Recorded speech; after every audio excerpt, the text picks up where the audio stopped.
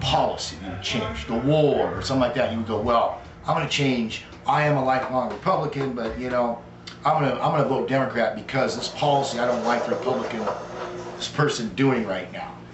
And that's what you would do, you know. But here in Humboldt County, the policies of the incumbent were so old that they weren't doing anything. And for voters to, even as a Democratic Central Committee, to go to a Republican after 20 years of that individual being in office, and of the 20 years, I'd say 10 of those, or maybe less or so, but a lot of the years, a lot of it was stagnation of our economy and of our problems. And then they just say, see you later, Richard Marks. Hey, thanks for working for us with the Central Committee for all those years, and your wife, and you know, and supporting us, and getting out there, and you know, being a member, and in the community and all that. But you know what? We don't want you right now. But you know what? Come back later when the election's over, and we'll take you right back in, no problem.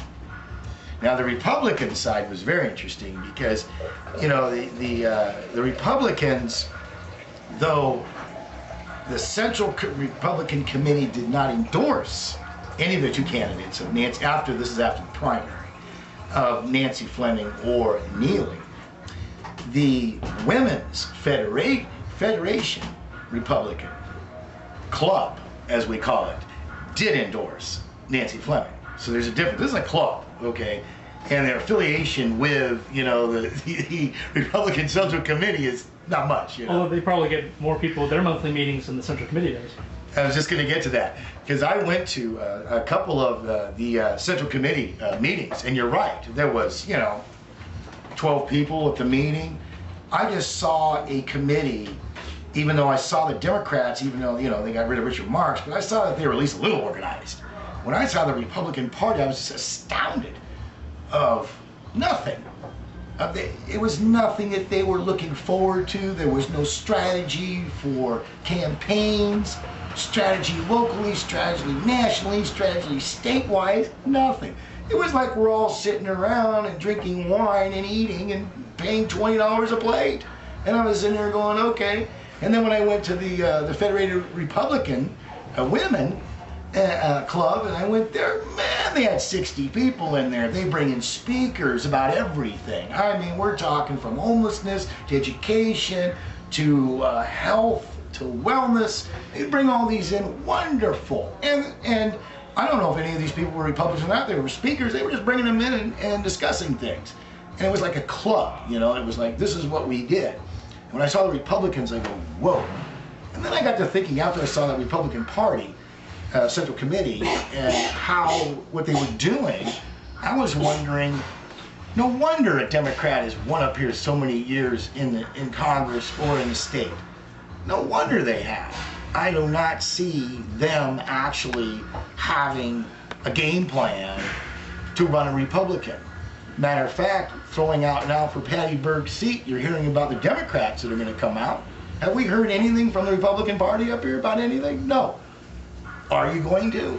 Nor have we ever heard anything about them running someone seriously against Congressman Thompson. Thank you. Or Patty Berg. No, and they never will. Now I've heard one name coming out. They're an I think they just want to, you know, hey, the governor comes up, let's smooch or whatever with them. But I don't think that they're really capable at this time to do a campaign for a candidate.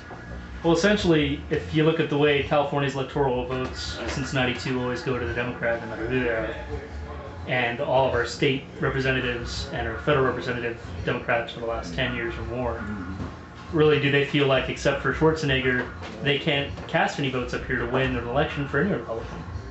You know, that might be a good point, but that's a bad, sad way of looking at things. Because if you're looking at, well, the Democrats win every year, why should I even vote? I mean, that's just like, then, you know, you might as well just not even vote and forget about your Central Committee up here because you gave up. And that's not what politics are about. Because politics are about the policy and the issue at hand and what you can do to change a state or change a community, to get voiceful, to change things, I think is very important. And if they're just going to sit back, then they're going to let the Democrats do whatever they want. And the Democrats, probably from what you said, have been winning more and more and at higher percentage levels because the Republican Party is just not doing anything. And of course they have a downtown office.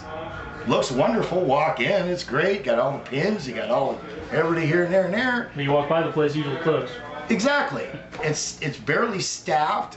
You never read, I don't think I've read anything in the newspaper about the Republican Party holding any meetings to discuss what's going on at the state level, what's going on at the congressional level. I haven't heard anything. But I hear about the Democratic Central Committee having their meetings. They went down to San Diego to the Democratic Convention down there, and they came back, gave reports, did all these things. Do you hear anything about the Republican Party? No. I think you're just having barbecues at somebody's house. Sure. And this is, it's just that, and maybe for me saying this will wake them up, that they have a community here that does have Republicans here. They need to get behind these individuals and get going, start doing something. Or, as you said, you might as well sit down because Democrats are going to win all the time. At least give a chance, bring it up there a little bit, And that's what I saw. And out of the two that I was with, one, the infighting of the Democratic Substance Committee and disowning whoever they wanted to for their own political gains, and the other one who doesn't do anything. And then here you have a Republican women's club who does more than the Central Committee. I was blown away. Do you think it was a similar example with the Eureka, what became the Waterfront Greens, it actually meets here at Has-Beens, endorsing Richard Marks, and the County Greens are too busy purging their own members to endorse anybody, exactly. In the primary or the general. Exactly, and that's exactly what happened. Exactly. I mean, it's just amazing that, because if you have that infighting and then you have the splitting of the group and then people go different ways and one endorses one, the other one doesn't, or doesn't even want to endorse. And then after they get their organization back together again, then they come out and start doing their endorsing again. What's really funny is the Greens actually put in the paper that, we're having a meeting discussing this, and this, and the issues, and on legislation and stuff like that. The Democrats do it once in a while. Republicans are not even there. And any other political parties, there's nothing up here. People are registered for different parties, libertarians. Do they hold any meetings? Libertarians have a Fred's blog, I think. Fred's blog is their meeting place. And you get on there and everybody just writes about whatever the hell they want anyways. Which sounds pretty libertarian to me. Exactly. Yes. But they are a group, and they can be very politically powerful in this community. But if a blog is your organization, you're not going to do much. But they do have one up there in the Republican Party, the Central Committee here. They don't have a blog. That's funny. Maybe they should start with a blog and do like Fred, and then maybe they'll get some viewers and stuff like that. If I was a Republican up here, I'd feel disowned. Chris Crawford was blogging on the Times Standard site for a little while. Yeah. I haven't seen him there lately. I would be, if I was a Republican living here, I would be disowned, and I'd probably just turn to Democrat because the Republicans here don't care about me. I would like to see something. If I was a Republican, I'd love to see a mailer come into my mail saying, hey, we're having a barbecue. Let's all show up and powwow about what we should do on issues for the state and for congressional. And the local scene. Let's do this.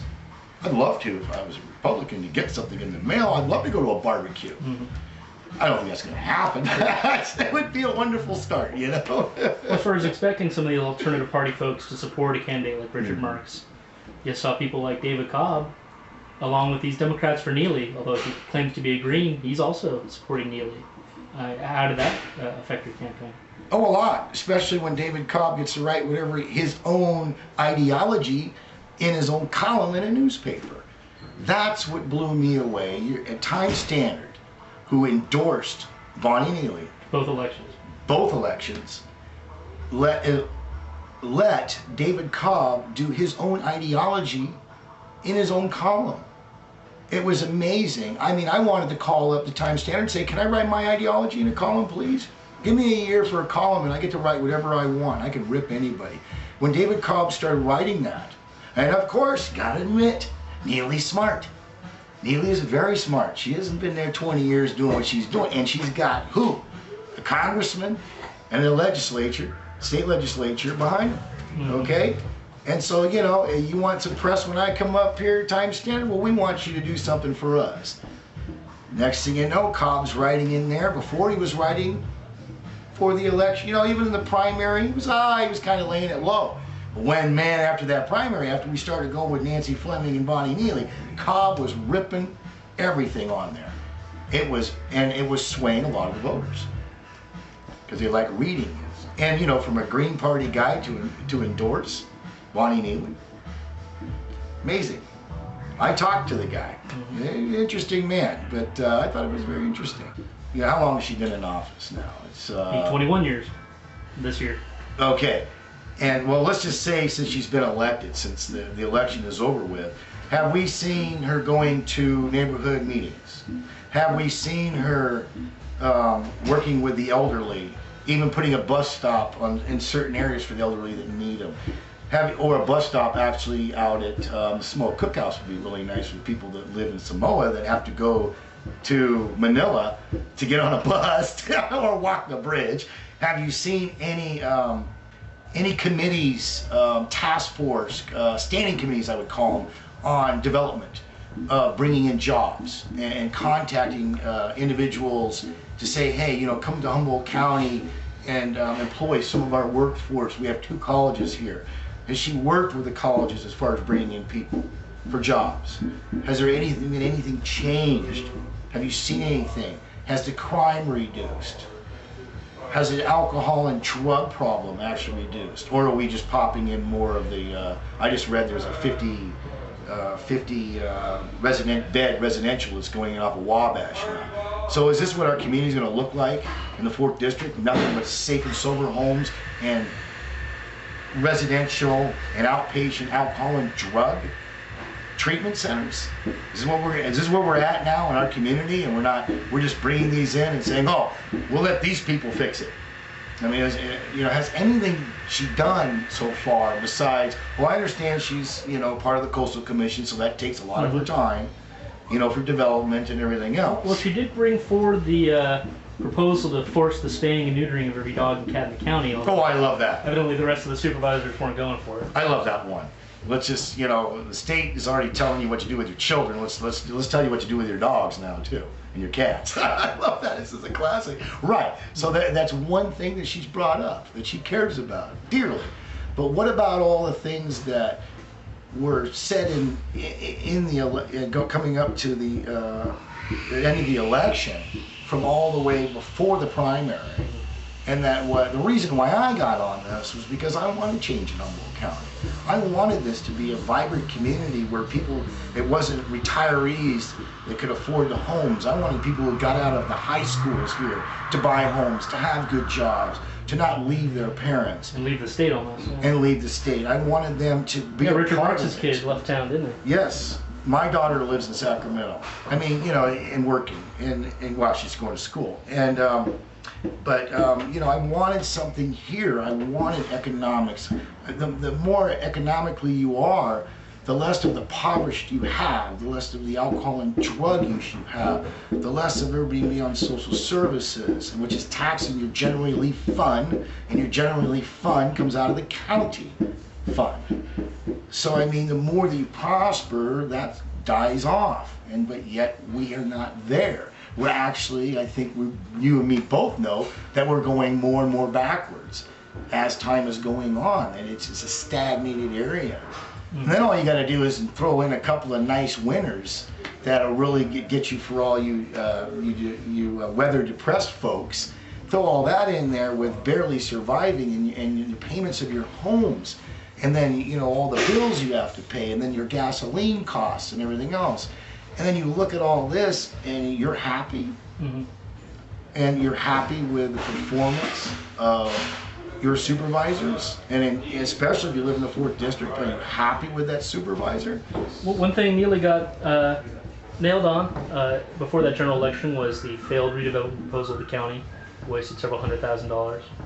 Of course, she still won the election, and now we have this year the big payoff to Tammy Fowler, which was a 3-2 vote that Neely cast the swing vote on to give the golden parachute to Tamara Fowler as the former county councilman.